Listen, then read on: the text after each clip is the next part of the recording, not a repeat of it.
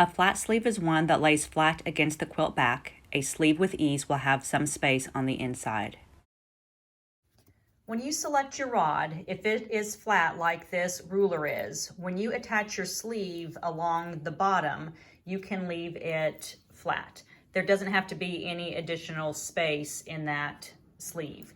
So when you slide your rod in there, your quilt will hang flat up against the wall. There won't be any bump across the front. So again, you can just sew it flat. However, if you have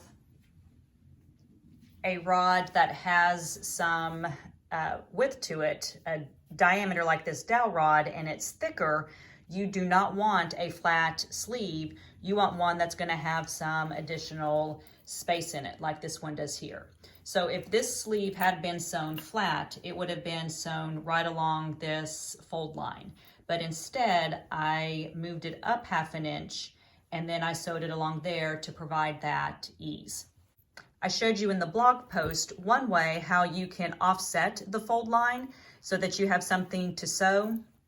But if you are doing a sleeve that is going to be temporary, so you created that sleeve and you have the seam along the back and you've got that fold that you created when you flattened that seam, another way that you can create an easy way to see where you need to actually sew it down instead of along the fold line is you basically just lift it up about 1/2 inch. So you can see the original fold line here. I'm pulling back the top. That's about 1/2 inch, and then I'm just going to pin that down.